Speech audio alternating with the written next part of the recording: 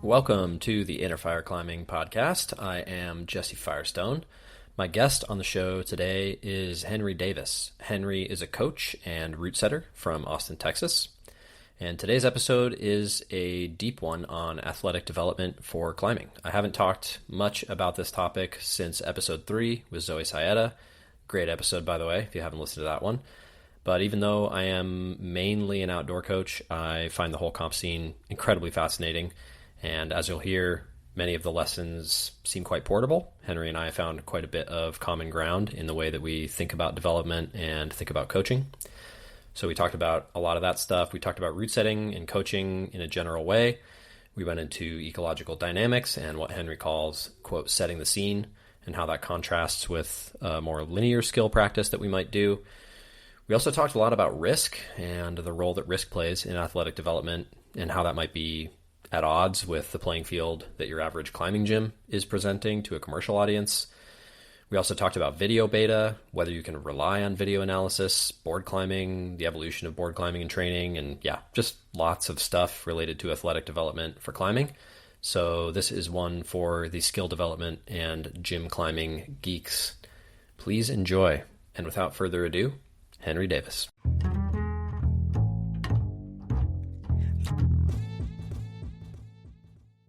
Welcome. How's it going? How are you doing? Good. Yeah, I just got back from Kansas City last week and setting boulder divisionals. It was cool. I got really sick afterwards, but it was a cool experience all the same. Awesome, man. I'm glad you're here. I'm glad we both made it. I'm also like several weeks into being sick, so we're going to get through this with plenty of Dayquil, and hopefully you have some tea or something. Some enhancement, yeah. Yeah, as needed. Dude, setting's rough. I only set like a couple regionals, and it was many, many years ago before it was like super hardcore. But this was your first time setting regionals and divisionals, or no? Yeah, it was. It was a little bit weird. I have kind of like a backwards setting resume, I feel like. I've been working with the kids for a long time. I've been doing a lot of coaching. I sort of found my way into doing this like training-oriented route setting as a byproduct of coaching, and then next thing I knew, I had done like literally hundreds of these like simulated boulder comps and, and a lot of sport things too, but mostly bouldering. And I had barely touched USA Climbing's formalized like event structure. And so this year I had a little more time, and I was pretty keen on like trying to up my game a little bit and get some credentialism maybe up too, like maybe a bit of a motivator. Yeah, so you're kind of more using your route setting to like try to empower your coaching? Yeah, totally. Like, I think that for me, the best thing you could do for these athletes is to give them something really neat to climb on. And in a way, you almost could get away with like if you had a really good crew and like a magic facility that just had the best climbs in it all the time, you could probably not really like have almost any outside input, and you could get really strong. And I think you can see that like in places like Japan, where like the average person is, I would say, a fair bit stronger than in the United States. And they're not like all on these crazy climbing teams. I was just there in November, and I think I saw one youth organization at all, and it was more for young kids. Like it seemed more recreational. Yeah, I've kind of wondered that, seeing like I climbed in B Pump in 2016, I think, and it was definitely hard. It has like that reputation for being like super hard.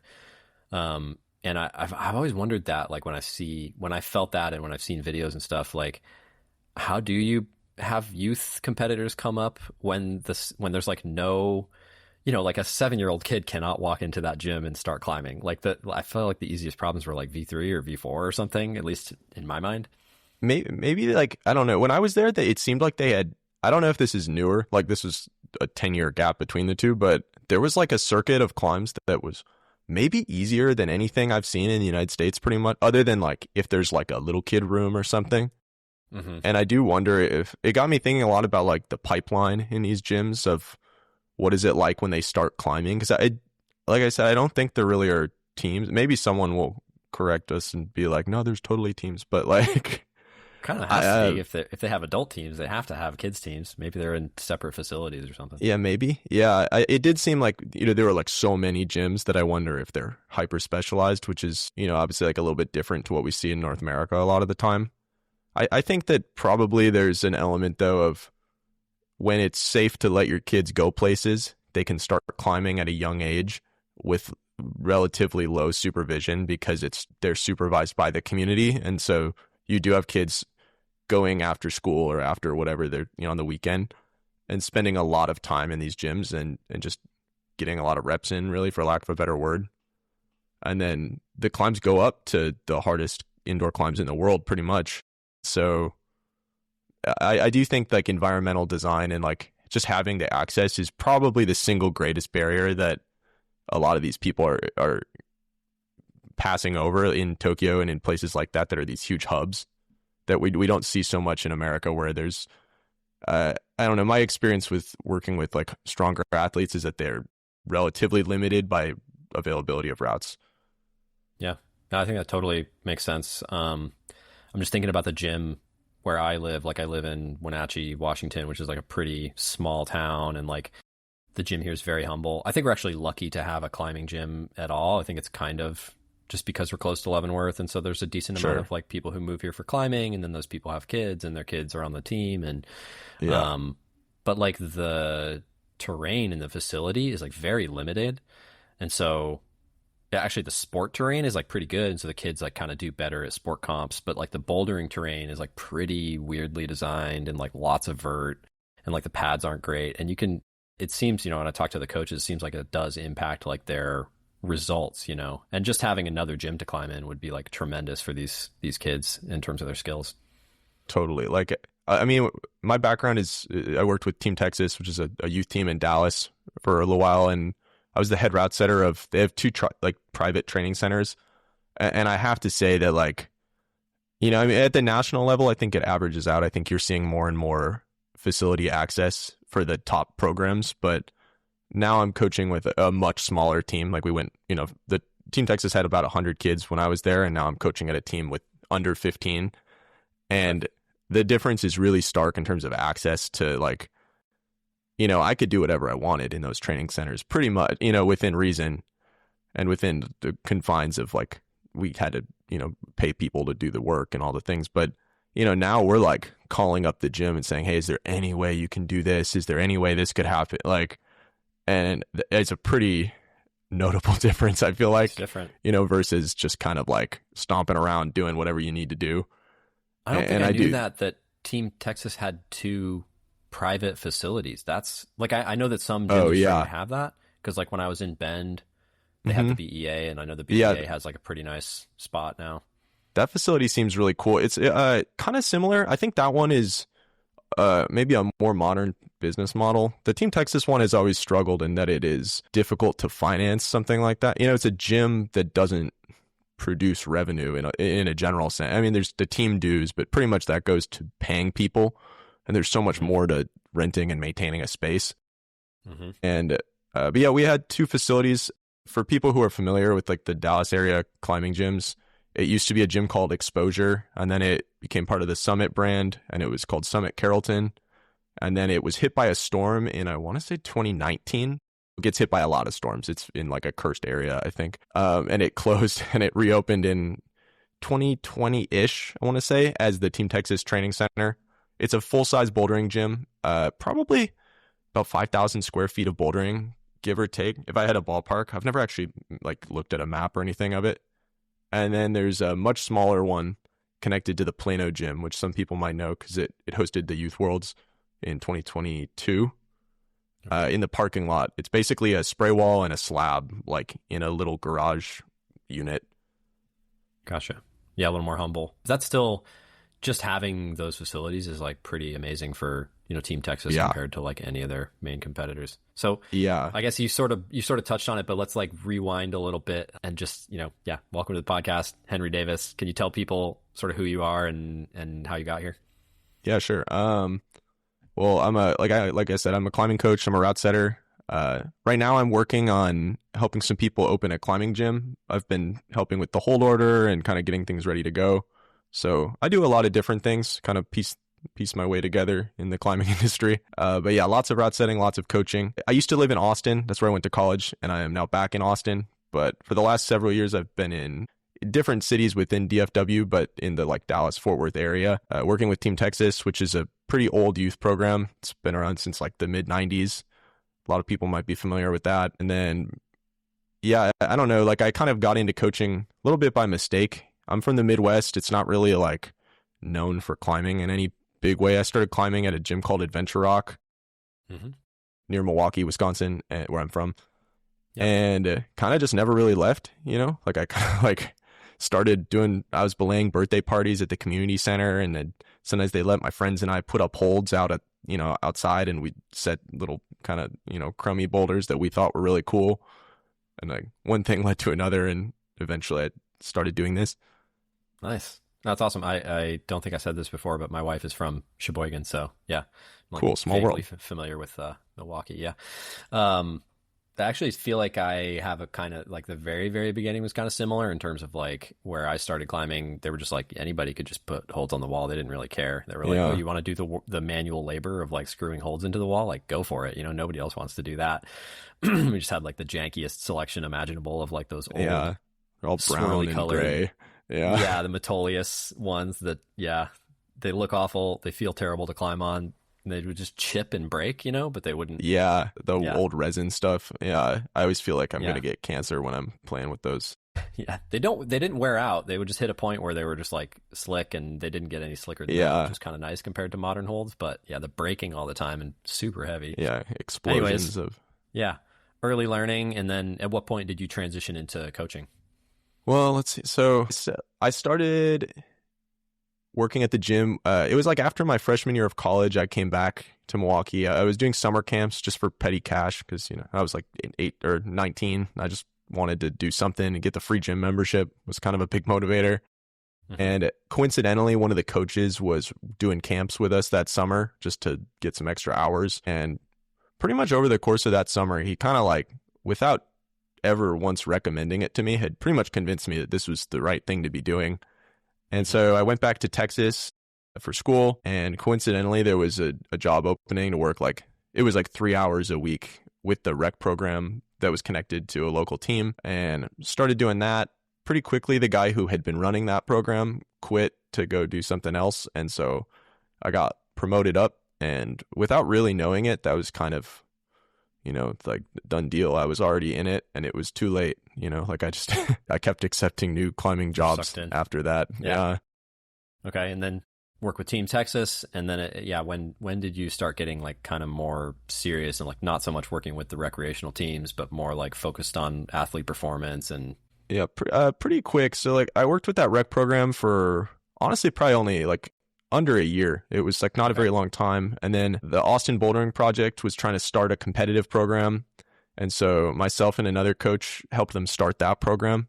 It was super like, kind of like grassroots style. We had no money to do the team other than just our immediate payroll for ourselves pretty much. We used to I remember we would like have the kids making pancakes in front of the gym to raise money for the team. And like it was like super to be honest, probably wouldn't really see that anymore most of the time. The team was not very good. We did not know what we were doing, but it was fun. And I still talk to a few of the people who are involved with that. Like some of the kids who have aged out now. Some of them are almost out of college now, which is crazy. It makes me feel kind of old, even though I feel like I'm not old yet. And so we started doing that, and COVID really did a number on that program. We had to completely end it. It wasn't so much a pause as much as there's no revenue, so there is no team. And I really didn't know what I was going to do. I was coaching my college's team at the time, and we were doing some it was training, but it was, it's a little more just for fun. I went to a really tiny college, and we didn't it wasn't super hardcore. It wasn't really what I was looking for. But coincidentally, around that time, another local team was hiring. So I went on over there, coached for a little bit, and one of the other coaches got me in contact with the Team Texas people. And, at the time, I was told that Matt Dendy, who was one of the coaches there and is now a good friend of mine, people had said, he's the best. You got to go to Matt. And so I pretty much just did anything I could to go move to Dallas and work with Matt. And that was my intro to Team Texas and to this higher level coaching stuff. Okay. How much of a role did route setting play during those years? How connected have you stayed to the route setting game? Early on, pretty small. I think route setting is one of those things where in the early days, it was not gate kept so much. And then it was pretty hardcore gate kept for a long time. Like, I think a lot of people are unwilling or like not super motivated to get new people involved in the route setting. And in Austin, at least, I think there was not a great reputation for youth climbing or youth coaching among the route setters and among the route setting managers. So there was just a little bit less, I would say, like willingness to like upskill us into that. And like I said, the main route setting experience I had back then was like at this little rinky dink community center wall. And it was just like the bottom because they would strip it so that kids wouldn't mess around on it when there was nobody there.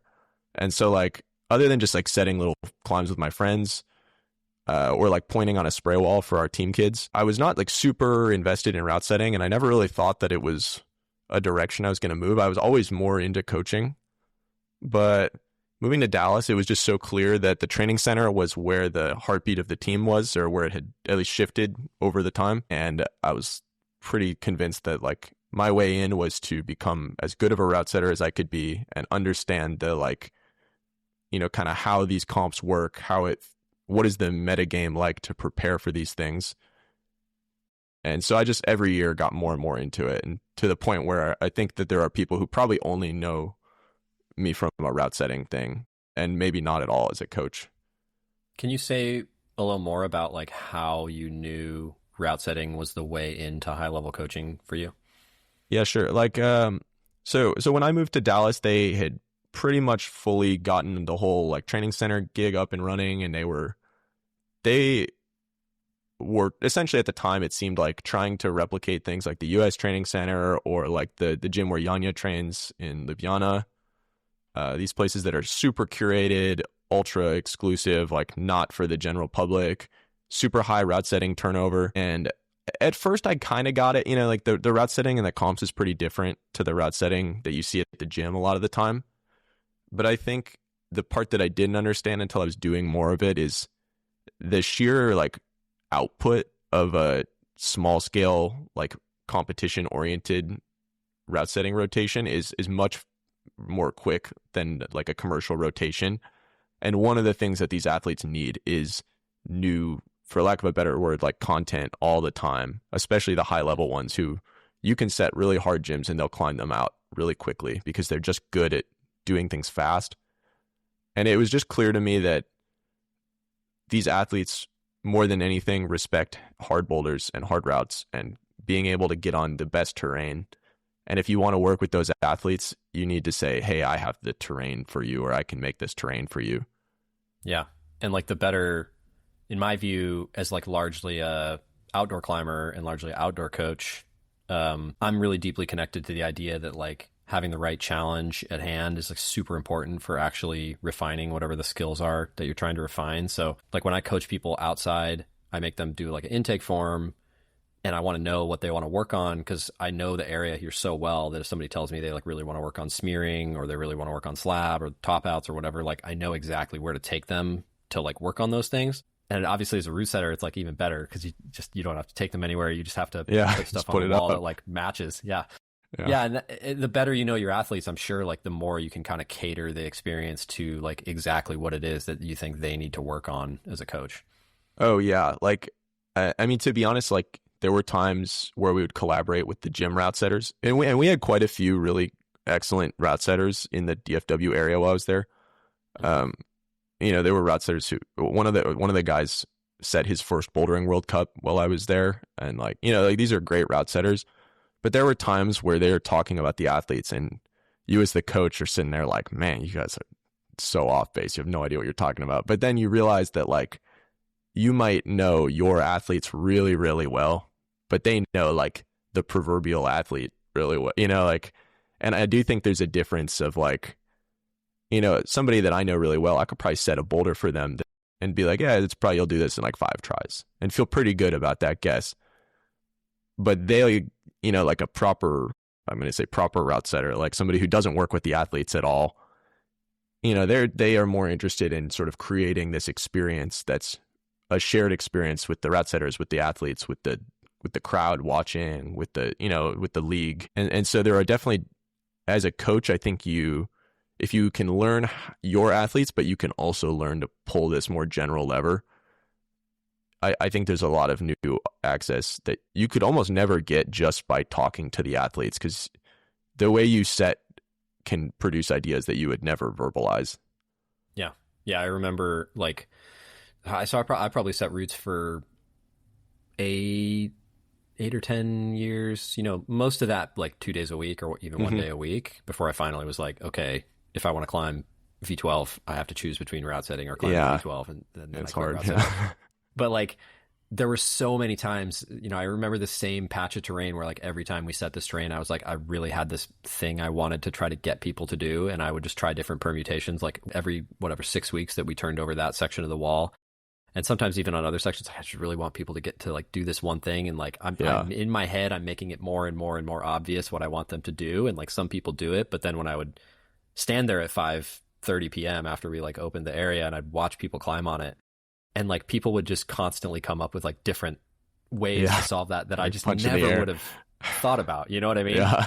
And it didn't matter if I was trying to make it V4 or I was like trying to make it V9. Like they would find a way to like do something different, and not necessarily something easy, but that at first I found that so frustrating. And then like the longer I set routes, the more I was like, well, maybe this is actually like kind of the whole point, is to like give people this place where they can express themselves. And if they find some creative way to do it that I didn't think of, that's kind of a benefit and not a detriment. Yeah. And I think that, maybe like, and you can probably speak to this too, like from a coaching side, there are probably times when you're going to say like, hey man, like I know you can stop on that hole, but we want you to paddle off that hole. Like, but as a route setter, I think that there's like a range of what's acceptable. Like you could do, let's just use the same example. Like if you have like a campus paddle move, you're supposed to like keep going. If they still do the same sequence and it's still hard and they still campus, even if they change the speed or the tempo, it might be okay. That might not constitute a break. And I think that especially newer route setters are uncomfortable when something changes and they're like, oh man, I really didn't want him to do that. And I think there are times where it's great to dig your heels in and try to push something new. But sometimes the game is presenting them with this like physical object that is the climb, and you have your idea of the climb, but they have theirs. And like, who's to say which one is more valid or more important? And I think, from a coach perspective, I think it's really theirs, right? Because that's what you're trying to do is like develop. Yeah, that's who it's for. Yeah. Yeah. And I think that like as a setter, you have to become your own type of athlete almost. Like setting is almost like a weird sport where like the goal is to have like the best separation or the best competition outcome. And like, that's like a strange angle. And like, maybe part of that is like, I want to create certain movement, but the other part is like, did I create a really memorable experience? Did I push these people to do something that they might not have otherwise thought of? Yeah, I want to talk about the spectacle of it and the novelty of it and all that stuff, but I think I want to like save that stuff for later. I'm mostly interested in the skill development like part of things at this point. I was going to say like watching the World Cups, because I still love watching the World Cups, even though I don't really do any of that type of climbing anymore, and I don't really coach that many people who do that stuff. I did a little bit when I started coaching. I did a little more of that, but it's kind of, they've deviated so far now that I don't really do any of it. It's easier to specialize more. Yeah. But like watching them, it's interesting, maybe 5-6 years ago when the really like multi-step Cordo stuff was just starting to come on the scene, and there was like some paddles and some triples, and now there's like just, crazy. It's like 8 and 10 holds of flow before you stop. But like 5 or 6 years ago, there was a lot more of like the athletes who had the static skills and the positional skills would find ways to break the Cordo boulders. That was like much more what was happening. And then I feel like for a few years, it was like the athletes were starting to get quite good at Cordo. And so you had people, obviously Yanya and Orion and like Max Milne and some of these climbers who just like, they just think in that more coordinated style. They were breaking the static boulders and like doing Cordo moves where it seemed like that wasn't the intention. And now I like, sometimes when I watch those comps, like I kind of can't even tell what the route setters had in mind. You know what I mean? I just, some athletes do it statically, some athletes are doing Cordo, and I'm just like, I think it was the Quiff this year. I don't know if you watched the Quiff this year. I did a little bit. I was like skipping through it. Sometimes with boulder comps, I'll like watch like a couple from each boulder and then just. Yeah, I get it. I think it was like, I want to say it was men's 4 in the final. I could be wrong about that, but there was just the end of this boulder. It was just not clear how to do it. And I think out of 6 competitors, like 4 of them topped it and they all did something completely different. There was like 2 static methods and like 2 Cordo methods that were really wild. And they were all different. And I'm just like, I really wonder like what the route setters thought there. Like what happened that week. Yeah. Was it good? Is that what they wanted? Like, I just have no idea, you know? Yeah. Well, and sometimes I think if it goes well anyway, they'll just play it cool and no one knows, you know? Yeah. Like as long as somebody does the boulder and not everybody flashes the boulder, it's kind of like a good outcome for the route setters. Yeah. So there's someone that's like, it's fine. Like, I think it can be weird with like, I do think at like an ultra high level, we're seeing individual style. Like this probably goes for rock climbing too. I feel like at least just like as like an amateur climber who knows climbing pretty well, you know, like I feel like individual style has sort of like sprouted off in these like ultra extreme directions. And you are seeing, like you said, like, you know, like a guy like Max Milne might not be capable of sending the intended beta on these like ultra technical, ultra slow climbs. But when your brain just works like a computer and you can like, you know, calculate all the best angles without even really thinking twice about it, it probably is easier for him to do this crazy space age beta that someone else might not be physically able to do. Yeah, for sure. And I think that's like a cool direction, maybe. Like it's like maybe harder to set for in some ways, but I think it's cool to see. And, you know, in terms of climbing's development as a sport, I think having like signature style is really a good thing. Mm-hmm. Yeah, how do you like develop that with your athletes? Do you encourage them to do things multiple different ways? Do you like try to set them very specific challenges where you think they're going to do it one way, or do you keep it sort of more open and you're just like designing an experience for the athlete basically? I think like for me personally, I trend a little more towards just like see what happens, set it up and like try to encourage something, you know, maybe like more like themes and kind of flavors instead of really, really specific beta. But there are times I think as a coach where you'll have an athlete that just is so stubborn, just only wants to climb their way. And then maybe there are times where like, hey, maybe it's time to introduce some artificial constraints and say like, you know, like, well, for example, like we set these spray walls a lot that have lots of big macros on them, lots of like modern style, big rounded holds. And that's super cool for training, for especially for these comps. But the downside is there's always someone who's really flexible and is really good at getting their foot up, who's going to heel hook everything.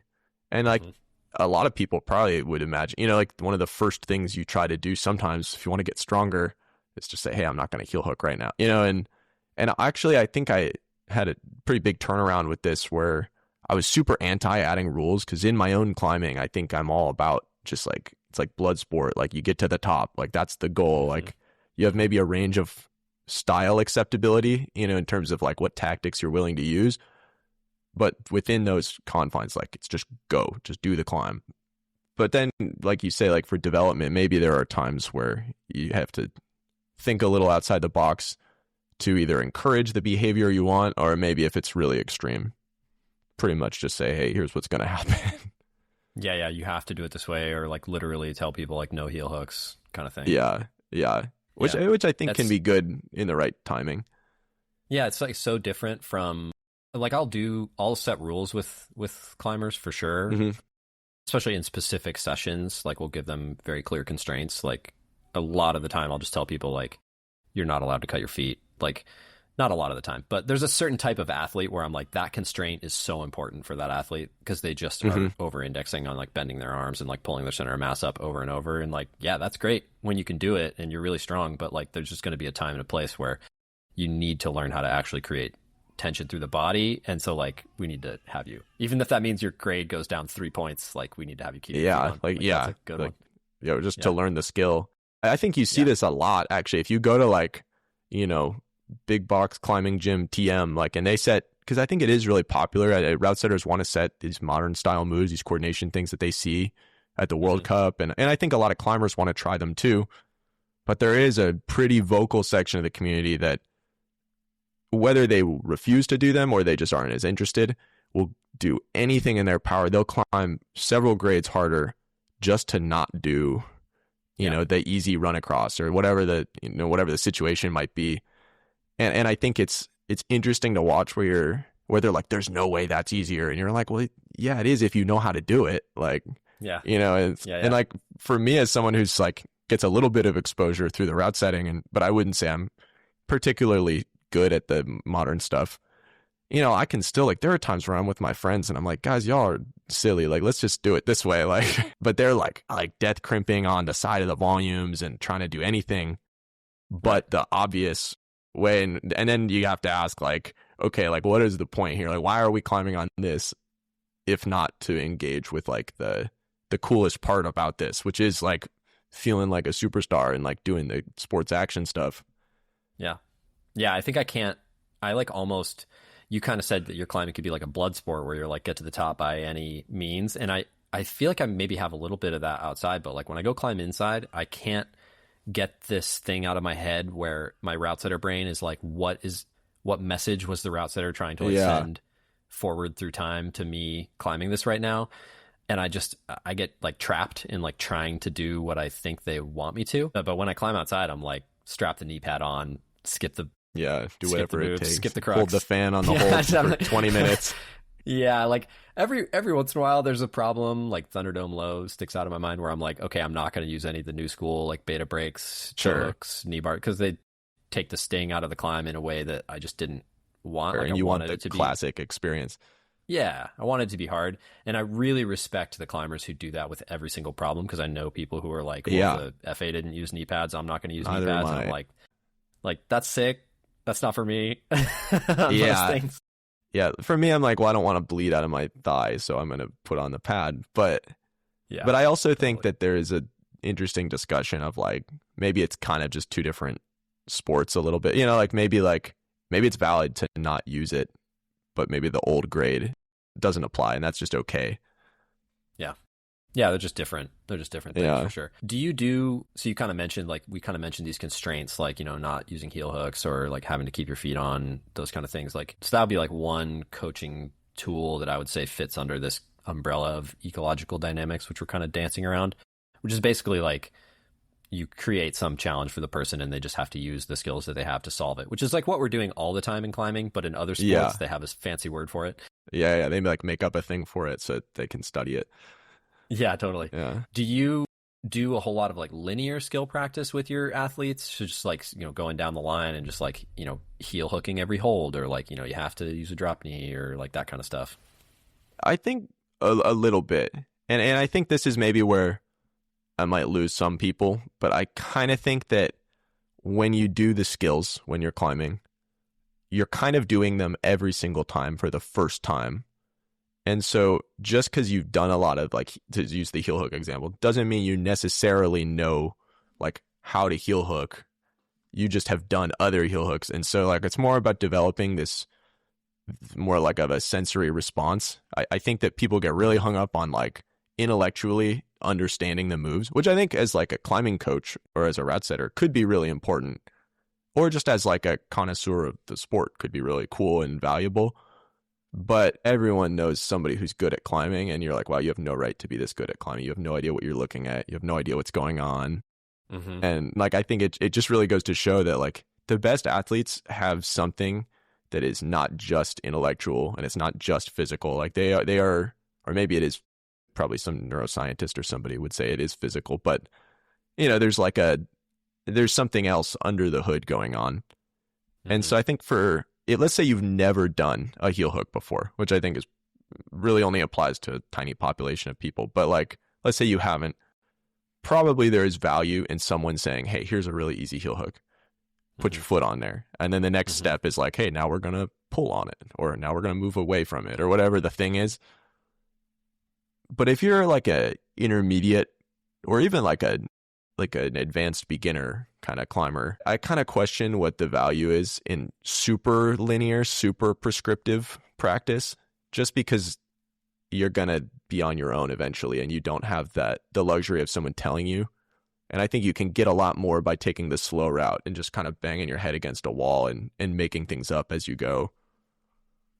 Yeah, I think it speaks to like how important it is to have access to the challenges that really force you to work on the things that you're trying to get better at. Because if you are that intermediate climber and you realize that heel hooks are like a huge gap for you, but your gym just sets like a lot of modern cordo and like a lot of crimps, and there's just like no big holds to heel hook on. Well, yeah, don't go on a climbing trip to the Northwest, because like you're not going to be, it's not going to be fun. Yeah, you don't even know how to climb. Like, it doesn't look like climbing to you anymore. Yeah, or go on that climbing trip to the Northwest as like a skill development trip, and just acknowledge that you're going to be doing a lot of like, you're going to be a couple grades below usual, and you're going to go home with your hamstrings really, really sore. Yeah, and it's like, and I think that at the core of the sport, like, I think variety is there. Like, I think that's just, everybody's gotten on some climb and been like, wow, I totally suck. Like, this is V5 or what, like whatever the thing is. And then you're just like, you feel like total fish out of water experience. And then someone else, maybe someone who you don't think of as being very strong or very good, like totally walks it. And you're like, whoa, like, how did you do that? Like, and I think climbing has so much variety that it counterintuitively maybe is like almost not worth pursuing completionism in the climbing variety. Like, I think like you will always have blind spots. Like, I've been climbing for a fairly long time, but like, I can't say that I really like have much experience with these ultra wide cracks or something. Like, when I look at something like in a video, I'm like, I don't know, I guess you like put your shoulder in there, like, but it doesn't, I have no like frame of reference for what that looks like. And I've climbed on, like thin cracks and hand cracks and even like some slightly wider cracks, but even still, it's like the cousin of all those is completely foreign to me. Yeah. Well, I would not mess with a off width, like maybe like a 5.5. You know what I mean? I'm not getting on like just to try it out. 5.9 off width. Yeah, just to say you did it. Yeah. Yeah. But then and in some ways, I think that's cool, because it's like an opportunity for me to get better at climbing with like a fairly, well, off widths are kind of nasty in their own way, but like a fairly low like physical intensity level. And I have the same feeling with cordo. Like, I can go outside and climb V11 or V12 a few times a season, but like in the gym, like I was just in the Beaverton Rock Gym, that new gym in Portland. That's just, I think they had super cool gym. Team we did our youth nats and team. Oh yeah, and Team Trials was just there. Yeah, you're right. Yeah, and like there's so much cordo around that gym, and I can pretty generally climb like the 6 to 8 and 7 to 9 colors like pretty fat, or grades like pretty fast in there. But I was doing like V3 to 5 cordo problems, and I was like, okay, this is taking me like a few tries to like figure out like what learning it is I need to do here. Yeah. It's kind of fun because it's like, it's challenging. It's still challenging. It is challenging. Yeah, and I think that's why it's like, it kind of goes to show to me that like there's so much variety that chasing immediate mastery of all the skills is kind of like a fool's errand a little bit, like as opposed to feeling really confident in your own ability to invent the skill in front of you, because you don't necessarily even need to know. Like, at some point someone had to hand jam for the first time, and then that person, like, this is like a hypothetical, we don't obviously like necessarily know the person, but like they didn't have like a guidebook saying like, here's how you're gonna do it. Like, they were like, well, I guess if I like need to get up this, I can like hang to the side, or I guess I could put my whole hand in there and it'll get stuck, and that's how I'll move. And like that's a very literal invention of the process, like this hypothetical climber in the 30s or whenever it was that started to do this. But like this can apply all the way to like, if someone goes to the gym right after listening to this, like if you try some climb, you don't necessarily need to know the mechanics of what the route setter wanted, but you can sort of read the cues of the terrain and create a skill that makes sense, even if it is coincidentally a skill that maybe you've been told about. Yeah. There's like such a tight connection between the physical of the challenge and the technical side of the challenge, which we call it technique in climbing, but it's really just like coordinating your body to like solve the problem a little bit more effectively. And like I've seen these videos on YouTube of like, Magnus Mitbo climbing with like, Juji, or some of these like parkour guys, or like people who are like, or gymnasts who are like very, very strong people, very coordinated, very flexible. And even though they have no climbing skill and they've never like actually, truly climbed before, they can still move their body and do so much on the wall because they just have like such a pool of affordances that even in a lot of cases, like the average climber climbing harder grades than them doesn't have. Yeah, they might have a more well-rounded approach in a weird way. Yeah, it's kind of bizarre to see that. I watch those people, and I just see potential when I watch people like that climb. But it makes me kind of wonder if, when people get really fixated on their climbing skill and they're like really obsessed with getting better, and they kind of start to like make these big lists of, I got to get better at this skill and I got to work on this thing, and categorizing like how good they are at all these things. And I even do a little bit of this in my coaching because I think it's something that people really respond to and it gets people thinking. But when it actually comes to like getting better, I wonder if all that stuff is like barking up the wrong tree a little bit. I mean, maybe the other thing though is that sometimes things work and we don't necessarily need to know why they work. I don't know. I think I've become more and more of like a believer in like we're always shooting from the hip a little bit. Like maybe it's okay if we don't, especially like I think as coaches, there's maybe like a pressure, or maybe it's a fake pressure, but I think sometimes I feel there's a pressure to speak on things or know about everything. Mm-hmm. And it's okay sometimes to just be like, I don't know, we're just figuring it out right now. Like that's why, that's why we're all here, like me included, like as the coach. Yeah. And I'm definitely more like, interested in like keeping my athletes challenged and like working hard and keeping them healthy and having them like show up for their trip or for their season, like not injured. Like those are those matter way more than like the details of like, are you toe hooking 3% better than you were last year or whatever? Yeah. And those things move the needle way more than anything. I was just reading something from Dan John, who's like a strength and conditioning coach that's pretty popular online. And like he said, I don't know who he was talking to, but he was a discus thrower and he was looking for like the shortcut, like how do you throw the discus as far as possible? And he was told, well, you have to lift weights 3 times a week and throw the discus 4 times a week for 8 years. And then you'll throw the discus really far. Like, and he was like, oh man, that seems like a lot though. And he's like, well, yeah, but that's how you do it. Like that's the shortcut is to take the long route. Totally. I've had that exact conversation. Not unsurprisingly that Dan John got to this, and it's, Dan John, Steve Bechtel. I feel like there's some of these guys where I'm like, okay, they've already like talked about everywhere. All this stuff. But, but like, I've had that conversation with people. It's like there's some of my experience that I can really convey through words and like and give to other people, but there's so much of it that you have to have like lived and felt in your body in order to like be confident in your skills. And some of that is stuff that you can practice directly, but a lot of it is just like, I've just been climbing for 20 years and climbing just as hard as I can for a lot of it. And I think that a lot of people maybe like get the wrong idea. Like they're trying to get good really fast, and so like, well, I need to get strong right now and I need to climb on the hardest boulders right now. But I think that there's more of like a slow, like you're almost like removing barriers as you go, and you're like chiseling out this like hypothetical end state climber. Like you kind of, every time you climb, you're sort of shaping it a little bit from this rough block at the start, and like the end point is not clear necessarily, but you're not just adding, like you're actually like removing barriers with everything that you try. And one thing I've been talking about, especially with young kids lately, is, like when a monkey is like in the trees, like it doesn't know what the branches are. A lot of kids think this is like dumb and silly, but I think it's a good visual of like, they didn't like watch an online video of like 10 exercises to grab the next branches in front of you, like they just kind of get up there and start doing it. And they don't even have any idea what's going on, nor do they have any skill to verbalize it, but they do know how to react and how to move through their environment in a way that makes sense for their body.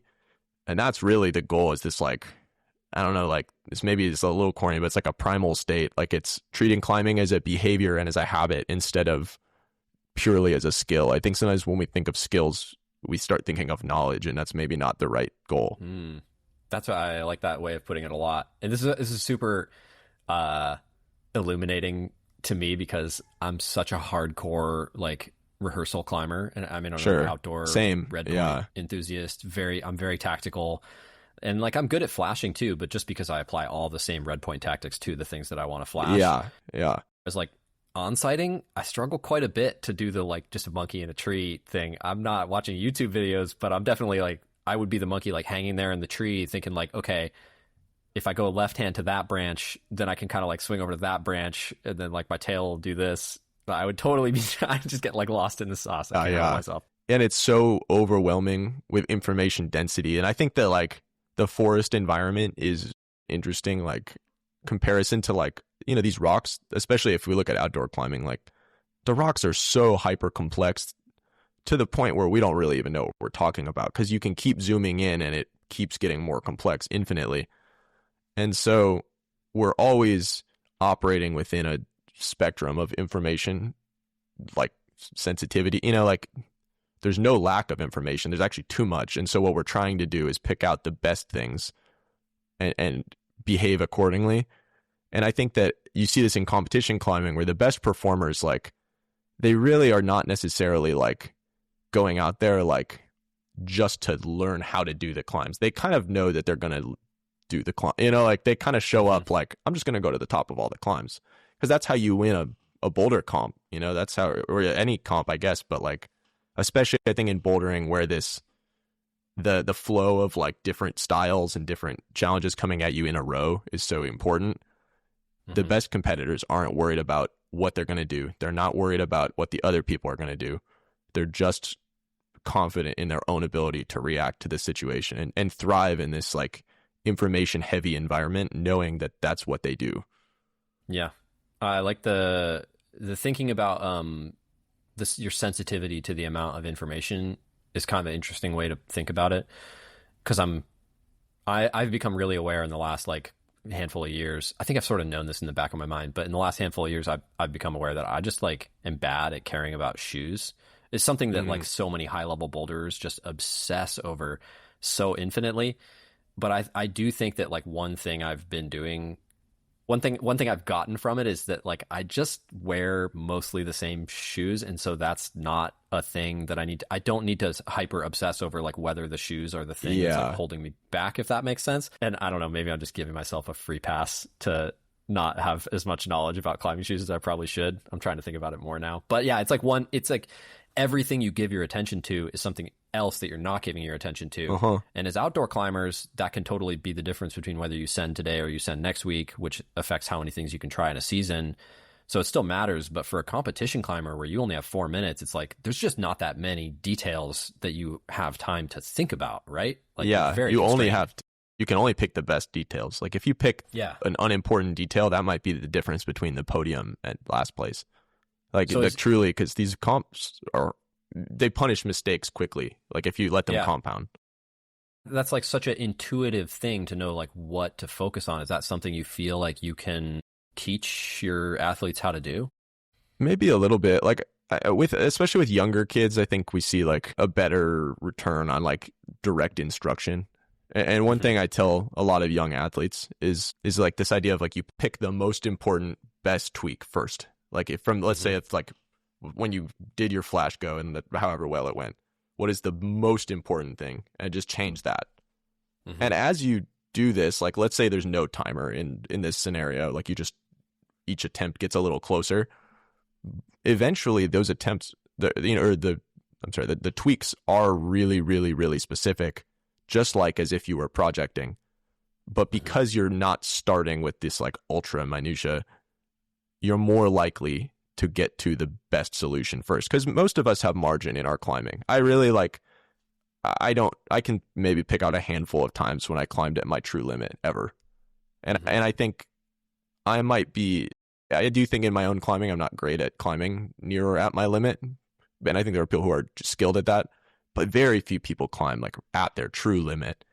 And so your goal is like, if there is a little bit of margin, you're just trading in your time, trading in your energy to get new information until you have enough. And once you have enough info, probably you can do the climb, because if you're not going to get better in 4 minutes or 5 minutes, like I don't know how you would even begin to achieve that.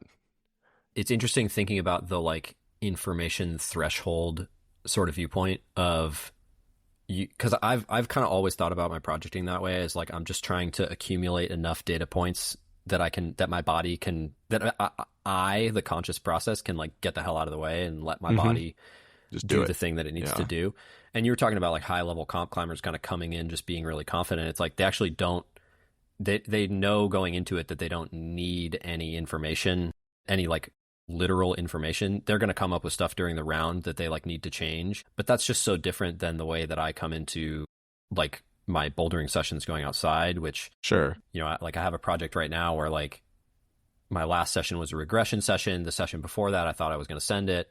And now I know I'm ready to send it, but I'm not thinking about like, I'm not so much thinking about the red point as much as like, where are the weakest parts of me on this project? Like the weakest parts of my sequence, the weakest parts off the wall, like what are the things, where are the areas that I've like failed the most? And I realize that is basically, that is that radar for like where the pieces are that I need to learn more about. It's almost like developing a radar for the unknowns, or like, what are the things I know I don't know about this climb? What do I need now? Yeah, and I think information processing theory is like not very popular with skill development in other sports, but I really do feel like that describes something about the red point process. I think climbing is a little bit weird though, in that like withholding information from the competitors is considered like that is the sport. In a lot of ways, like in a competition environment, obviously, like other than in certain formats, you don't know what the climbs are supposed to be climbed like. And then in a rock climbing context, like, you could watch a video, but a lot of people like prefer not to, or maybe you get to the crag and you're like, oh shoot, I forgot to download the video, and like, you don't have internet, or like, like information, or not information scarcity, because there is a lot of information, but like kind of getting a clue is sort of not part of the sport. Whereas, I think in some sports, they want to make it easy to perform the best or the fastest or the strongest, or, like they don't want these weird variables of like who came up with the right solution. They want to see the like pure athletic performance. And I don't think climbing really has that in the same way. Maybe like in speed climbing, yeah, I think that sure is probably a thing.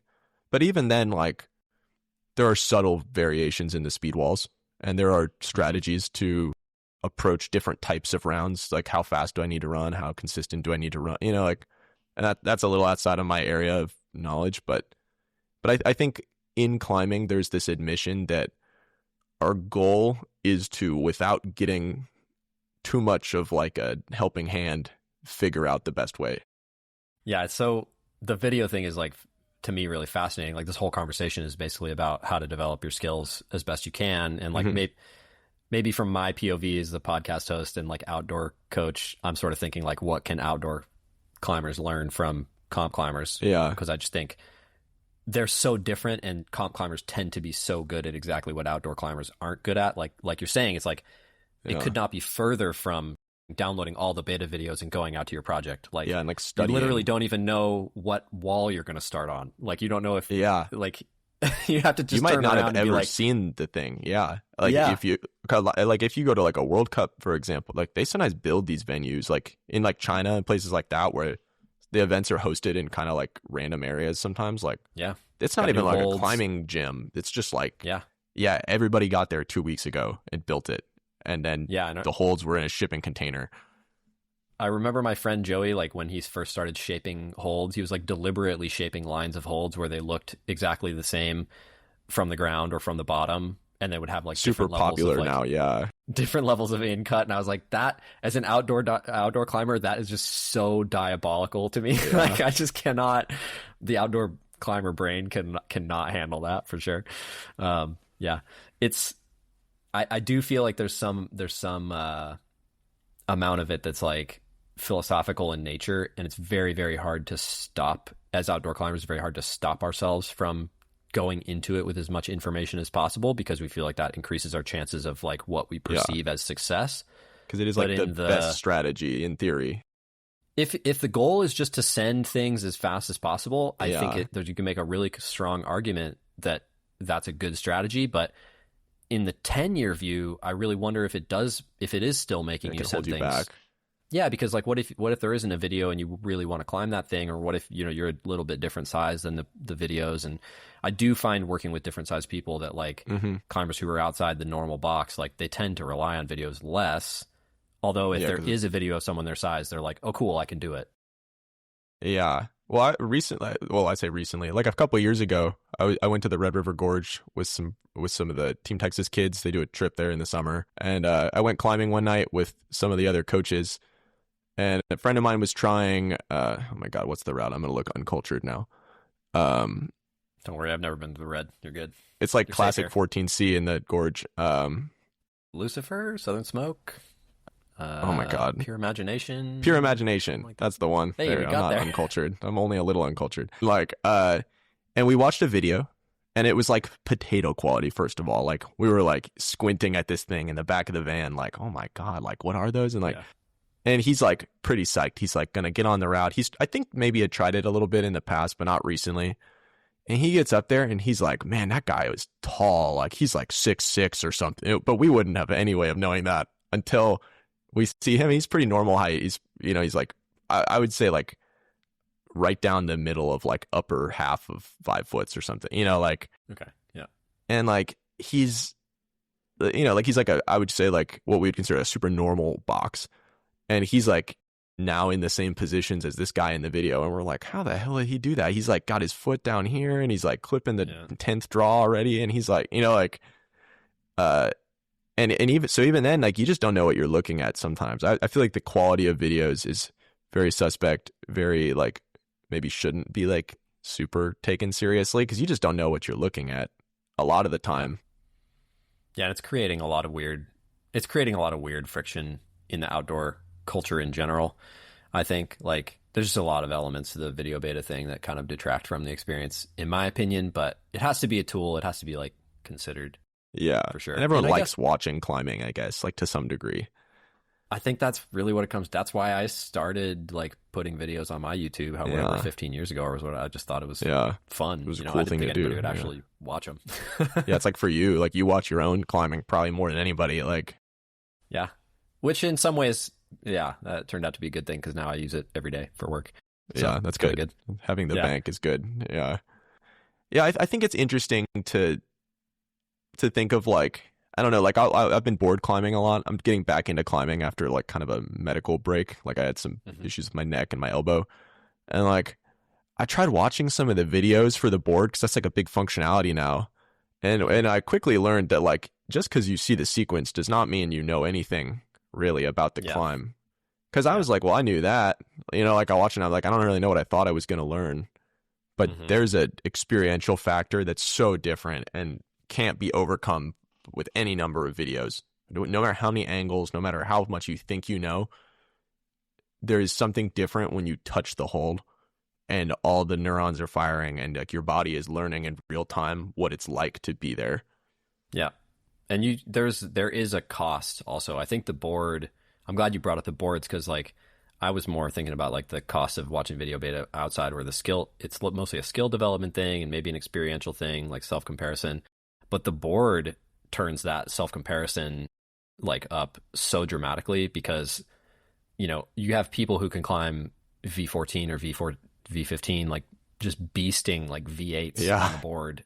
And like sometimes they're using good beta, sometimes they're even climbing well, but a lot of the time they're just so goddamn strong that it doesn't really matter. And I think that could be like quite demoralizing for people. You're like, wow, that guy campused that part, or like, for sure. And that's because I think it's because like each instance of repeating a climb is its own isolated thing. Like it's like every single time you climb, it's different, even on the same climb. You could climb the same boulder 10 times and you have 10 climbs, even though it's the same like boulder problem in the guidebook or on the app or whatever.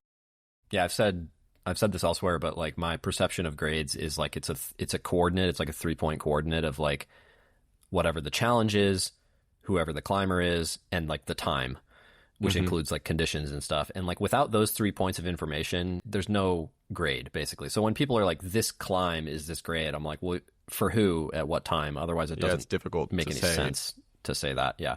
And I think the community is kind of coming around to how silly that side of grading is, but board climbing is definitely the worst culprit of all. Yeah. Well, and I think board climbing gives you a false sense that it's the same everywhere. But like, I think anyone who's into board climbing, and I would say I'm like a super baby board climber, like I'm not like super like in the culture with it, but like even I can tell, I'll go to a different gym and be like, wow, I could send all my projects here. And you just like, they're not the same boards. Like the production of these holds is not as high quality as it might appear to someone who's like less aware of how that, how that process looks. And every single board is a unique product. Every single hold is a unique instance of that shape. Yeah. I think that's a smart thing for people to be aware of for sure. Do you guys use a lot of like board climbing? I know you probably do a lot of spray wall climbing, but for team development, do you use the boards too? Yeah, quite a lot actually. So a couple of years ago, I feel like there was maybe like a little bit of like skepticism to the boards in the coaching world, and maybe that was just like my locality, like people weren't into it, which I thought was weird because I was coming from in my own climbing. I wasn't really much of a competitor. The competitive stuff just came out of work, kind of as a natural product, and I loved climbing on the board because for me it was perfect because I was weak and small, and I wanted to rip on holds and get strong, and I, like, so for me, it was like a great thing. And then I start coaching and, there are coaches who will be like, oh, well, you don't really learn real skills on the board. It's too 2D or it's not the right style or whatever. I would say now, fast forward to the current year, none of the good athletes don't board climb. I'm going to say that like as like a pretty strong fact, like without really knowing, but like no athlete that I have coached who is good, and by good, I mean like competing at a national or international level regularly. Mm-hmm. Mm-hmm. None of them don't board climb. Like everyone. Yeah. At least a little bit. Even if it's just like once a week or every couple of weeks they hop on the board and do a couple climb. Like they see the value in it because in simplicity there is like high output. Yeah, it's a lot easier to get a stimulus and adapt to it in a simple environment. Like, and board climbs can still be super complicated and like tricky. Yeah, like especially there's like negative space boards. Complexity. Yeah, like, it's getting there for sure. I mean, I still think like my home wall, my garage. I mean, talk about like building the challenge to like literally building in your case. I like built. I don't know if you've seen it, but I built like wings on the side of my board so that I can just like, heel cool. and toe hook a ton, which is like on the one hand exactly what I want to develop. On the other hand, I'm totally like running away from that just like pure crimp power like savagery that most boards have, but. Well, that's it. We'll table that conversation. But luckily, it's your wall. You can always just not use them. That's true. That's the cool thing. And this willpower. goes back to the beginning. Yeah, that's the other thing, and that's maybe where the coach is nice, I guess. Yeah, I need a different coach to tell. I have plenty of crimps on my board, but yeah, maybe I need to climb on them a little more. Anyways, yeah, it is cool to see the boards getting so much more 3D and so much more complex. I feel like there's a certain level where. Maybe less so on the TB2, but like the kilter, there's a certain level where it just becomes this crazy like recycling shenanigans. Yeah, I've noticed that. Maybe not super applicable to other types of climbing, but even that, it's cool that like any little facet of climbing can be pushed so far that the skills start to like not resemble other forms of climbing anymore. I think that's there's really that crazy. guy in Iowa or somewhere climbing like V15 on the tension board now. Apparently, I don't know anything about that really, but like. I do have Instagram and I can see people posting V15 on the board now, which is pretty crazy because like, I mean, I distinctly remember when I started climbing, there was still discussion of like, can you set harder than V10 inside? And the answer now is like, well, obviously, but of course. Yeah. Yeah. But back then, I guess maybe not. Yeah. Yeah. It really is.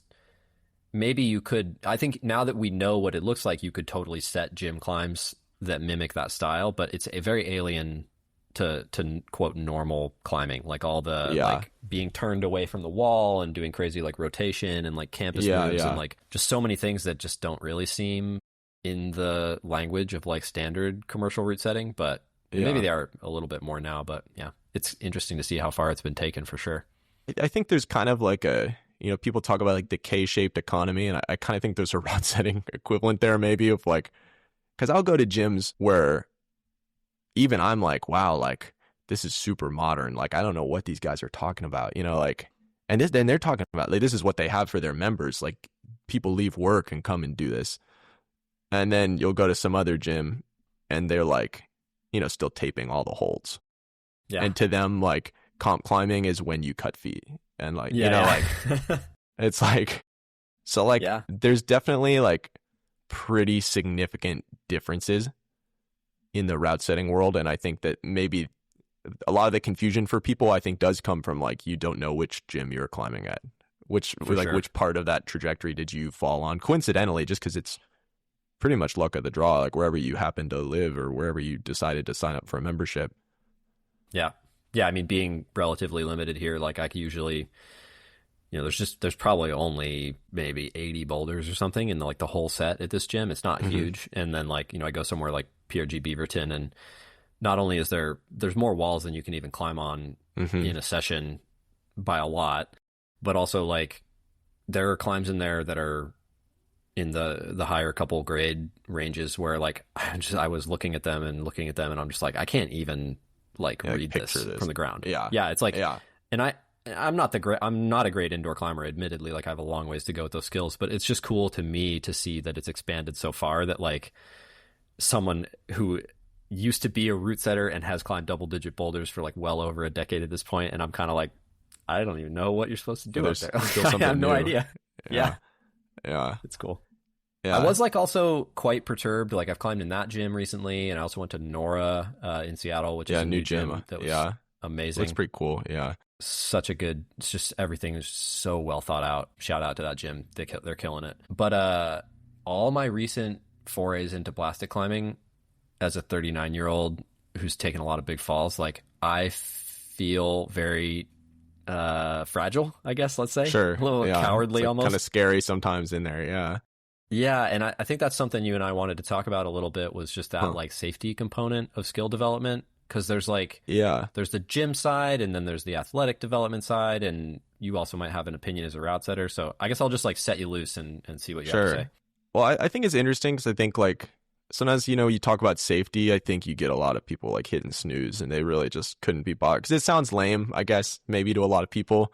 It's like safety is like the thing. If they haven't taken a big fall yet, they don't know. Yeah, well, that's the thing. Like, I mean, even like as a teenager, I fell like probably 15 feet and missed the pads and just sat on the ground for 45 minutes waiting to see if my leg was broken.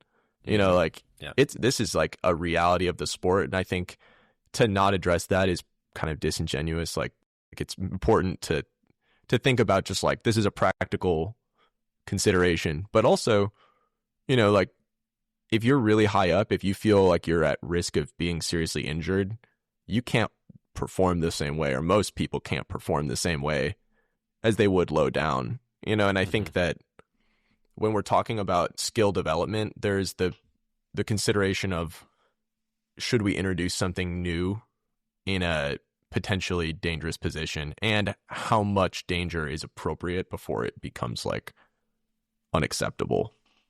Yeah, I think that's kind of the key question, is like, how much of the challenge of the sport do we want to be just that like risk or perception of risk? Because I guess that those can be separate things in some cases. Sure. Yeah. I think that also it's difficult where like, like in some sports, like in gymnastics, for example, there's a very specific, like, what could come up with certain skills. But with climbing, like every instance of the climb, the falls are going to look a little different. And the falls are where we're really obviously concerned about the hazard, although you can get hurt putting your shoulder backward. I coached a kid for a long time who recently dislocated his shoulder on a no-hands slab. So like, wow. You never know what's going to happen. And this is like, how does that happen?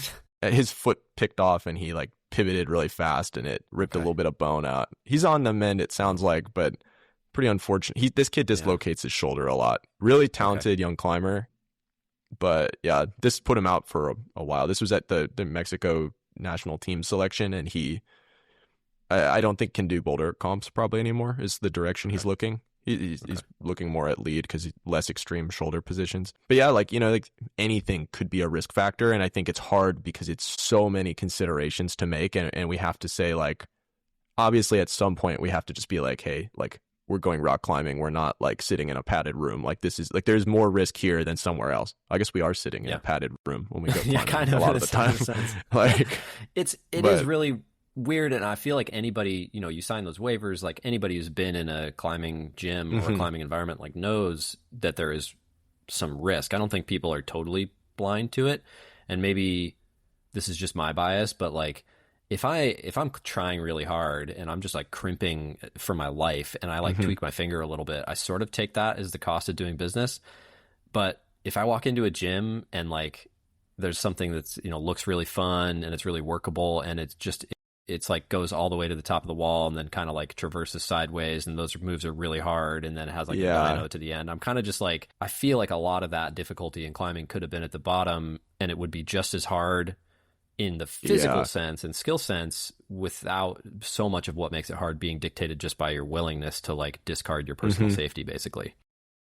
Yeah, and I think that there's a sense of like, I've been talking a lot about this with other route setters where just because something is challenging, it does not necessarily mean it's the type of challenge that we want. Like, what is rewarding challenge versus, like, Hmm. versus something that just is like an unacceptable risk? Hmm. Especially, I think, when we talk about with route setting, we're talking about paying customers and oftentimes normal people. And we all know like things are expensive here. Like, if, like in the United States, if you break your leg, like, that's a pretty severe life interruption. If you're a kid, we might be talking about like, obviously your parents are going to incur a lot of cost, but also we could be talking about like long-term complications associated with certain kinds of injuries. And so like without saying that risk has to entirely go away, because it can't, because the only way to not get hurt is to never do anything, we kind of have to figure out like where is our line. Um, and I think that the unfortunate thing is like there really isn't an answer because it's not a measurable thing, because it's like each climb is so different. But I do wonder if like the athlete preparatory side is like an angle that can be explored. You and I have talked about this a little of like, yeah, like in gymnastics, kids learn basic tumbling. And this is, I believe, true in like things like wrestling too, like before they can learn advanced skills, because it's important for keeping themselves safe. But I mean, my own experience having worked, I mean, like I've worked with some of the largest youth programming in the country, and like that is not a factor in the early development process. Like we do a lot of climbing skill development in terms of like getting lots of exposure, and we try not to set high off the ground for young kids. Even in the commercial gym, we have climbs that are set aside as like, hey, like we want kids to be able to do these. But at some point there needs to be an upskilling of the person, like of the participant. Otherwise, like when it's not reasonable to expect that suddenly, let's say they can climb V7, okay, now that we're gonna put them in a heel cam above their head at the top of the wall, Yeah. like, because they've Yeah. never done anything like that before. So you actually, Well, that's how it feels to me. It's yeah, just like you hit this certain grade range, and like and when they I go say, climb in a gloves gym like off. Beaverton, exactly. It's like, because I can climb, like I said, I can climb like double digits outside pretty handily, but I go climb in a gym like Beaverton, and I'm like, I can have a lot of fun at like 6 or something or 7. hmm And like past 7 or 8, it's just like we're just gonna have like a dyno at the top of the wall on every problem in some of these Yeah, gyms. And at a certain point, I'm just kind of like, okay, you're like like, damn, it's I don't want to just break not. my femur. Like, Yeah, I don't think we really recognize, like, as somebody who I climb outside a lot more than I climb hmm inside, and like sure, sure, the pads are like pretty good in a lot of those gyms, but like every how single good though? problem Yeah, that I've climbed in PRG Beaverton would be a high ball outside. They're like, it's like 15-foot walls. Like yeah, that is a yeah. tall wall, you Yeah, know? and I think that's pretty typical now. Like, I think it seems like the wall designers are putting things higher. I do think that maybe the intention is not to set to the top of them. I think often it's an aesthetic choice, but the fact that it's there means that people are going to put holes up there. And I know that Yeah. there are totally like route setters with really high risk tolerance who might not recognize that about themselves. And I like, as someone who I would say I have relatively low risk tolerance, like I can easily spot it when I'm working, because I'll be like, man, I'm kind of freaked out right now. But someone else might be like, oh, what are you talking about? This is fine. Like, they'll do this all day. But I would say, like, maybe better to err on the side of caution. But if you always do that, like people like me with low risk tolerance are not the people who are going to push new directions in that realm, which is part of climbing. Like, and that's like, I think people know that danger and risk in climbing is inherently interesting, and is sort of like maybe it's like the dark arts a little, but it is in the earliest stages of the sport. For sure. Yeah, it's like you said, there's no clear answers about what to do here, but the reality is the World Cups, this all bubbles down in terms of the competition side of things. Like, it all bubbles down from the highest level. So like the Olympics and the World Cups, where like they're trying to find the most well-prepared athlete, or like the most skilled climbing athlete, like it's very logical that risk tolerance is just going to be a huge part of that, especially as long as there aren't rules about how much of a role that can play. Like, it just makes sense the route setters are going to keep upping the ante and upping the ante and upping the ante. Like, and the no-tex holds would be like another example of that, where you're just kind of like, it starts there and it bubbles down, and then it's at nationals, and then it's at divisionals and regionals, and then it's in the now it's at QEs. commercial. Yeah. It's at the commercial true. sets, and like, and now I'm going to climb at my like rinky-dink gym in my small town, Yeah, and I'm and they having have to stuff use like like dual that. text feet on a V4, Yeah. and I'm like, well, wait a second, like, did we You're like, where did this consciously come from? evaluate like what purpose this actually serves? Because I'm not trying to get ready to go to the World Cups. Like, I don't feel Yeah, like I yeah. need to do that. Yeah, and I think also there's a pretty big disconnect between route setters at these like elite international competitive level, and then like gym route setters who maybe like have there might be 0 degrees of overlap between those people some of the time. I think especially in the United States where we have less of a presence of international route setters. And I think that like when those people make decisions, their primary goal is to separate some of the best climbers in the world in a competitive lineup. And so, some people inevitably, like at the gym level, will want to participate in a similar style of climbing, but not everyone does. And it is hard to know like what's permissible and what's acceptable. And I think route setters play a role as like tastemakers as well as route curators, where like people often don't know what they are or not into unless they have been exposed to enough instances of it or of a high quality instance of something. But at the same time, like, you have to assume there's a limit somewhere. And I love setting this modern stuff in the gym for people to try. But I do understand that like my willingness to try something like this might look different than like Joe Schmo coming off work at accounting all day and then they go to the gym and they just want to rip on holds and have fun. Like, yeah.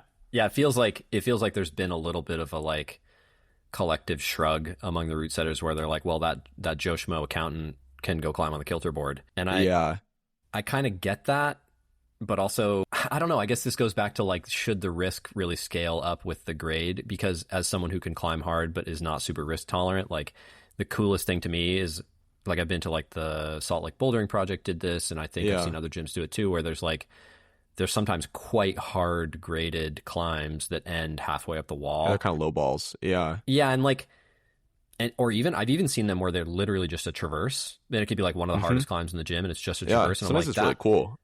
It's so inclusive because I've coached a lot of people. I mean, especially like, there's research that postpartum women, like their risk tolerance changes permanently. And I've they might not ever have the same. Yeah.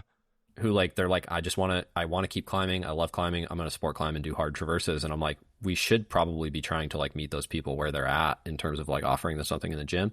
And as somebody who this is the crazy thing about this conversation, I also do like high balls outside. Yeah. Like you're psyched on stuff too. I can drop a rope on them and prepare them, and I can't do that in the gym. But there is a part of me that's like, okay, these walls are 15 feet tall. Do I feel like a little bit of a schlub, like matching the finish hold at 10 feet? Like, maybe there's a part of me but not nearly as bad as that part feels when I get to 10 feet and I'm like, well, now I have to do like the hardest and most dynamic like part of the climb. And I'm like not prepared to do that. My tolerance is like not up for it. Yeah. I think that really it comes down to like route setting as an industry needs to be more heavily curated. I think in the past, the head route setter's job was pretty much just like making sure everybody clocked in and clocked out. Like there was definitely a degree of like, it's just kind of a manager job. And over time now we're seeing larger facilities, more boulders, more routes, more difficulty, and more intro level.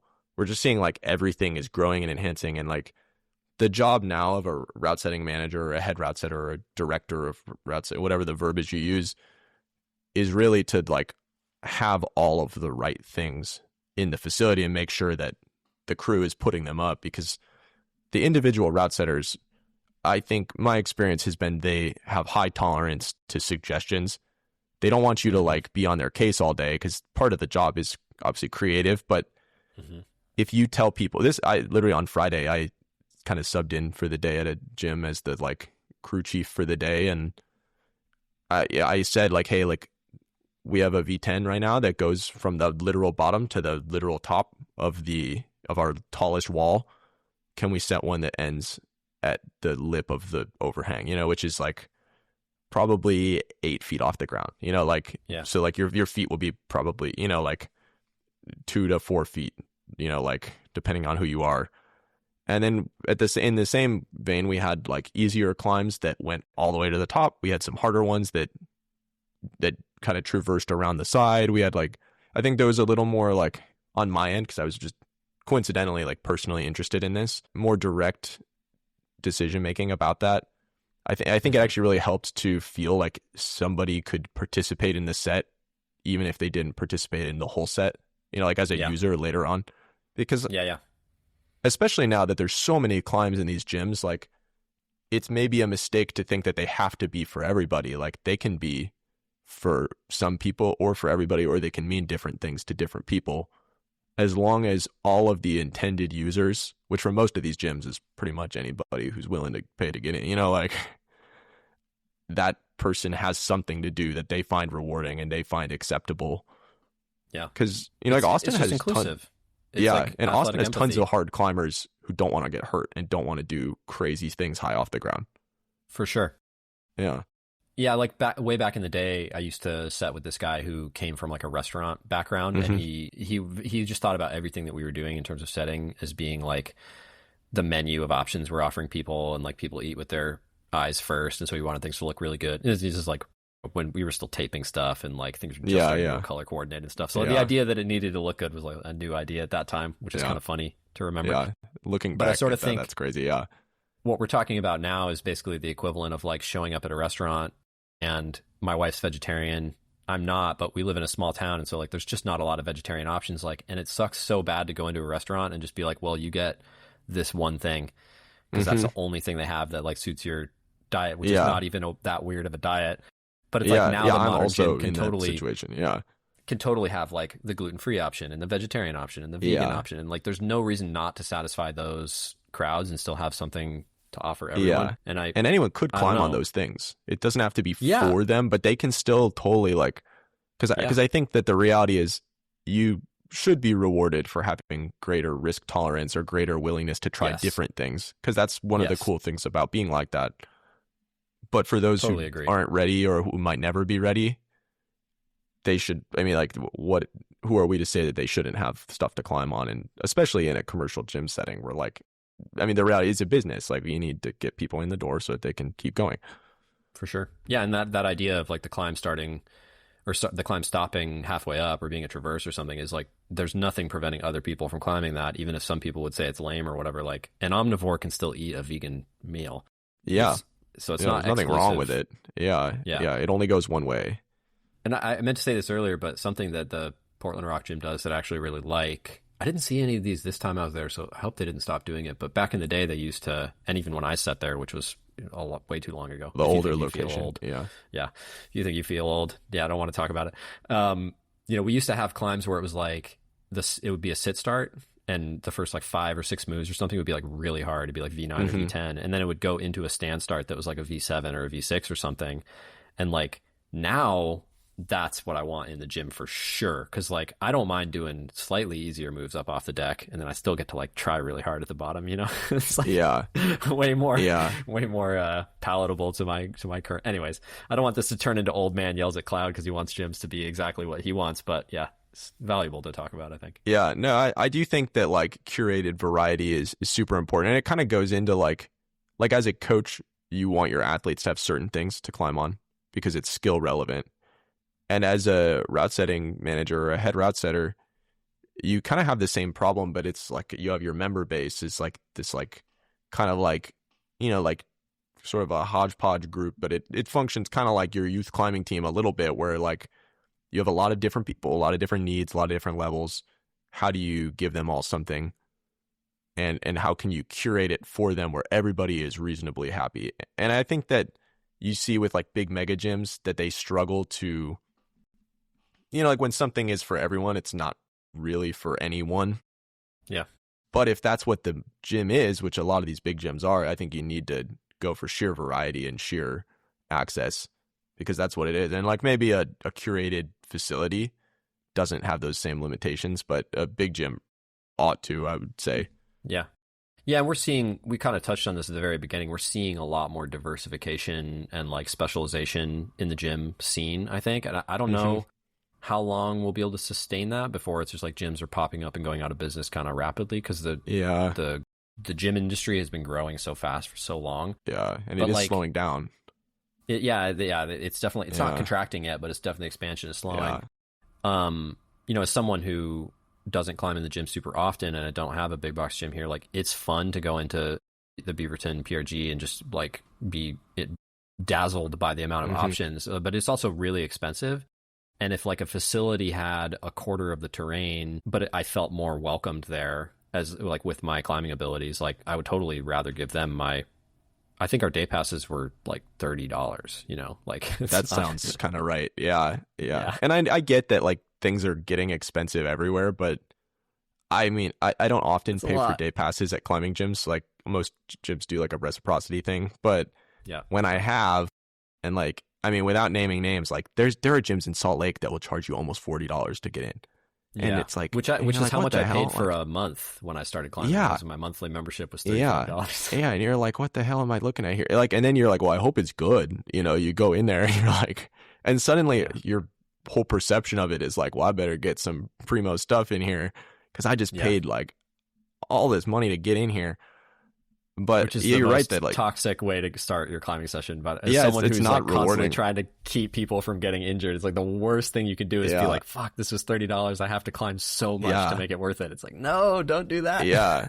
But like one reason that climbing prices are climbing is because big private equity groups own a lot of the big climbing gyms and they need to see a return, and they're not. I mean, like the uncomfortable truth that I think many people don't get is that climbing gyms are not making money nearly at the level that I think the average consumer assumes they are, because they see, oh, I'm paying $100 a month, and so is everyone else. These guys are raking it in, but they're not. They've gone, $6 to $20 million in debt on a lot of these development projects, and they're trying to get out of the hole. So, like, they're doing anything they can to get people in the door. Well, I know, just fitness gyms survive. I forget the exact stats, but it's something like, 70% of the people who have memberships like don't go to the gym. Yeah, they don't go. That's your best member because they don't use your lights, they don't use your water, they don't even open the door, and if you don't have money, if you don't have that base of people who are paying a subscription and not actually going to the gym, then you actually like it's not practical to stay in business and I think for climbing gyms it's probably like the same thing but significantly worse if I had to guess, because their margins are so much smaller. Yeah. Well, and I think what happened really is like I don't think people have a lot of negative things to say about like big corpo gyms, and I've worked for Movement, which is I think at this point still the largest climbing gym chain in North America. Like, I think so. I don't think anyone in Movement at any point was like, I'm gonna cash out on climbing, I'm gonna like totally ruin the sport to do it. Like, I think that when they make decisions, they hope it's for the best, but they also are trying to make their money back on these large developments, which means that everybody needs to have something. They need to get the average consumer in there, which means that for some climbers, they're not going to feel catered to. And I think we are seeing this now at the more intermediate, advanced, elite level, where people are like, man, like, what does a mega gym even do for me? And so you are seeing these smaller gym developments because the overhead is low. Now, I think that what people need to recognize is with that comes limitations in the resources, comes limitations in how quickly they can reset, how much staff availability there is to do things. Like maintenance might be getting done by one person, like small businesses don't work the way that huge mega gyms do. And so I think we are getting to a point where now like the market will diversify and we're going to see who kind of sticks. Although I do think in a shrinking market, it's probably smart to have low overhead and to be the business that targets the most dedicated consumer, but like, well, and I think the boutique gyms, we'll see where the market goes, but I think some of them will struggle. I relate so much more strongly to the boutique gyms than I do to the like big box gyms, just because of like where I came from, and like I feel more comfortable in that environment. It feels much more communal, and like you're going to see the same people. And I talk a bunch of shit about the gym here, but actually like I see the same people every time I go. Everybody's super nice. It's like a community. It feels like an amazing third place, and so that's why I go there, even though I complain about it. Yeah. If anybody's listening who works there, I love you all. Yeah, I have a climbing gym probably 5 minutes from where I live, and I drive across town because the crew that climbs there when I climb is fun, and I like them, and like, like that's just like what these intangibles are part of what makes it. And so I think if people are willing to overlook some loss of like, like the polish might go away over time, but I think climbing gyms are still in their infancy in a lot of ways, at least in this country, or maybe just North America more broadly, where the regional business model that we saw pop up through the 2000s and the 2010s made way for this large scale model. And I think that personally, I don't see it. And I think we're going to find some kind of a middle ground eventually. Going to contract. Yeah. What's the philosophy with the place you guys are opening? This place is like a little bit, to be honest, it's more of like a passion project for like the owner of the gym. It's called The Workshop. It's in Austin. I'm kind of like involved more on like just on the route setting side. So right now that means very little because we're, a gym without a gym. But it's like by climbers, for climbers is kind of the whole idea. And it's like, doesn't matter how hard you climb. It's about, do you really care about this? And is this something you're invested in? And do you want to be around other people who are the same way? So we've pivoted away from a foot traffic business model, which is relatively bold, I feel, given that most gyms are making their money on foot traffic. But we're leaning into punch cards, we're leaning into different membership scalability, things like that, to keep like a dedicated user base.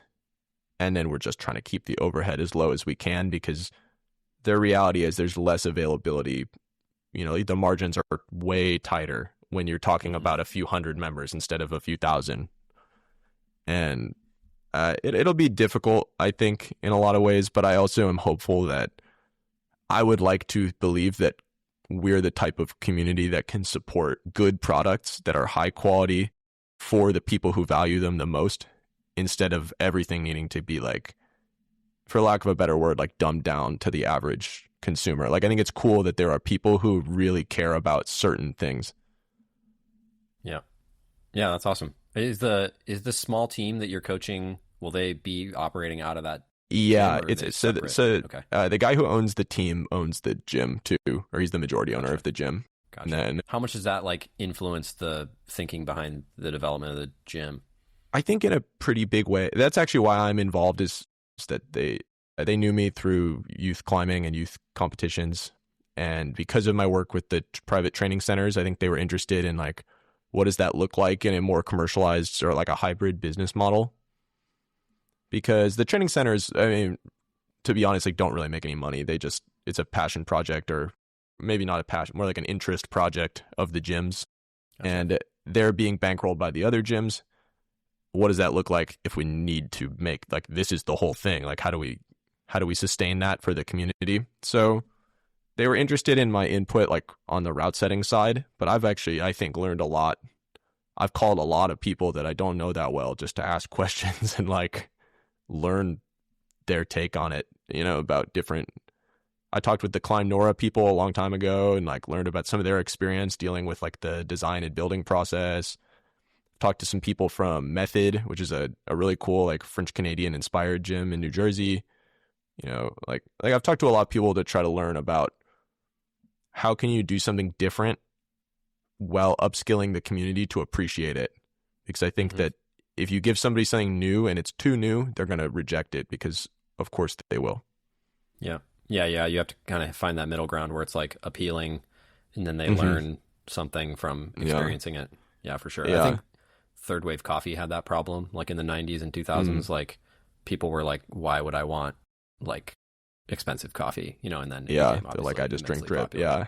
And now it's like weird to not drink bougie coffee in a weird way. Like a lot of people would never, a lot of people would never consider drinking like cheap coffee now. Yeah. Funny how that goes. Well, I kind of want to start to wrap up here. Sure. I'm just curious, because you've been coaching and setting for a long time. And like I said, I was like a lot of what I was interested in is like sort of that outdoor, indoor, like just dichotomy. Can I just ask the direct question? Like, what do you think that like people who want to climb harder outside could learn from this like competition climbing, ecological dynamics sort of slant to things? I think that like this like cerebral kind of like quick learning stuff is super crucial in rock climbing that people don't recognize. And we talked about like the information exists within the lived experience of the climb, not in a video or something. And like I recently went rock climbing with some boys that I have coached, and one of the boys' dad he's a longtime climber there, and he's another climbing coach. And we were sort of just watching the boys on this pretty hard climb. It's one of the hardest at a newer area in Oklahoma. And his son like kind of tried the moves and like checked it out real quick. And like, it kind of looked like what everyone looks like when they first try a climb. And then he's like, all right, cool, I'm going to do it. And he sat for like 5 minutes and then did the climb. And it's like, we're talking about like, it's like a V11 or something. It's like a hard climb. But that's like when you are not worried about over preparation, like when you're just like, I am the type of person who can have enough and then use it and react accordingly. I think like you unlock something new in your climbing, and these competitive athletes are the best at it, like better than any rock climber. And it's why we're seeing so many high performance comp climbers do crazy things on the rock now. But it only goes one way, right? Like the highest performing comp climbers go outside and they fucking tear it up. And the highest performing rock climbers show up to a comp and they like do okay. Like, the ones who have a lot of experience, like Andra and Stefano Gasolfi, like they kind of hold their own and stuff sometimes. And sometimes they even win a medal. But like then you have the Nikolai Uzniks and the Jakob Schuberts and the Janja Garnbrits like going outside and like setting the standard basically every time they go outside. They're like some of the best. Yeah. It's pretty crazy. Yeah. Any other pieces of feedback? I have another good pointed question. Most people who are listening to this are probably self-coached.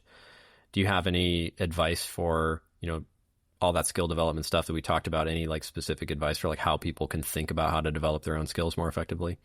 That's a good question. I mean, I guess that's like the core like problem in the sport is like the best way to climb better is to do more climbing, but easy climbing doesn't count as much as hard climbing, and hard climbing is hard to do a lot of, like that's the optimization problem of the sport. That's good advice though. Yeah, I think like learning that it's okay to pull back and to not be redlining all the time is pretty difficult for people, I think, because it's like the obvious way to get better is to try really, really hard. And that doesn't mean that low effort should be your goal, but I think it's okay to recognize that there are times when climbing all the time is the best thing you can do, not necessarily climbing really hard for 20 minutes and then you can't climb for a couple days. And we all know that like a lot of the best climbers had periods of time where they climbed pretty much nonstop. Some of them literally like almost no rest days for weeks or months, or I'm going to say maybe years for some of these people, like with very few.